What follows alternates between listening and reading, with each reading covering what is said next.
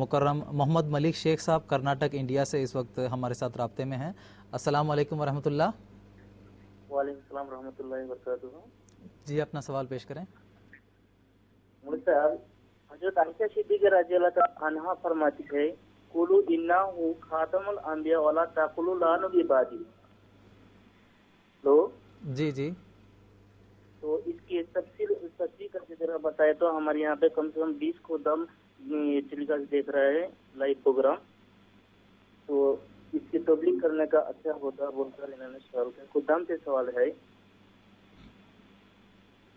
अच्छा ठीक है, आपका सवाल हमें मिल गया है। ये जिक्र कर रहे थे कि ये कुछ 20 खुदाम इनके साथ हैं और ज़ेर तबलीग हैं, तो ये आयत जो हदीस है ला नबी बादी, उसकी तफसीर के ताल्लुक से दरियाफ़्त कर रहे थे। तो मैं मोहतरम मौलाना करीमुद्दीन साहब से दरख्वास्त करता हूँ कि मुख्तसर जवाब इसका तो ख़ुद हज़रत आयशा रज़ियल्लाहु ताला अन्हा के इस कौल में मौजूद है कि क़ुलू अन्नहु ख़ातमुल अंबिया वला तक़ुलू ला नबिया बादा, कि ये तो कहो कि हज़रत सल्लल्लाहु अलैहि वसल्लम ख़ातमुल अंबिया हैं, ये ना कहो कि आपके बाद कोई नबी नहीं है।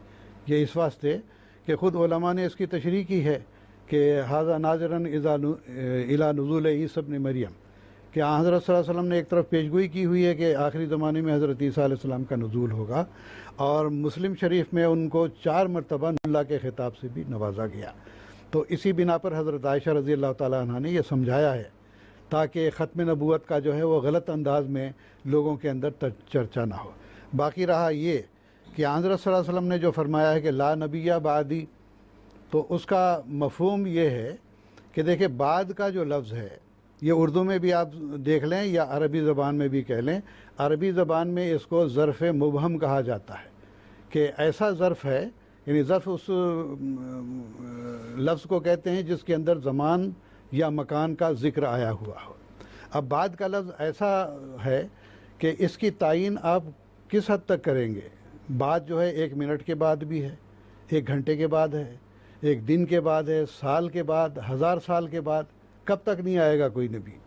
तो आसलम ने जो फरमाया है कि मेरे मान बाद कोई नबी नहीं, हम इसका मफ़हूम यही लेते हैं कि मेरे मान बाद कोई नबी नहीं है। हाँ, 1300 साल के बाद जब उम्मत मोहम्मदिया बिगड़ जाएगी तो अहादीस में पेशगोइयाँ मौजूद हैं, और ख़ुद कुरान मजीद में भी अल्लाह ताला ने फरमाया है कि अल्लाह ताला इंसानों में से भी रसूल बनाता है और फरिश्तों में से भी रसूल चुना करता है। तो इस लिहाज से नबूवत का दरवाज़ा तो बंद नहीं है, रसालत का दरवाज़ा तो बंद नहीं है। तो हज़रत सल्लल्लाहु अलैहि वसल्लम ने जब पेशगोई की कि मेरे बाद एक उम्मत में ईसा इब्न मरियम आने वाले हैं, वो नबी भी होंगे, तो मसला तो वहाँ हल हो गया। और वहाँ रहा ये सवाल कि ला नबी बादी का मतलब ये कि मेरे मान बाद कोई नबी नहीं।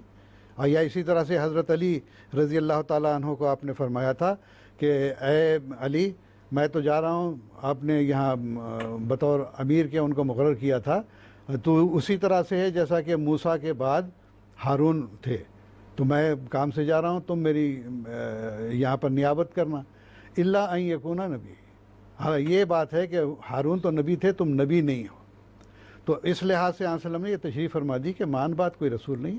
तो बाद का लफ्ज़ जैसा कि मैंने बयान किया कि ये ज़र्फ़ मुबहम कहलाता है, इसकी तायीन जो है वो चंद घंटों की भी हो सकती है, मान बाद चंद सालों की भी हो सकती है, और बाद के मानी है कि 1300 साल तक कोई नबी नहीं है, 1300 साल के बाद ईसा आएंगे।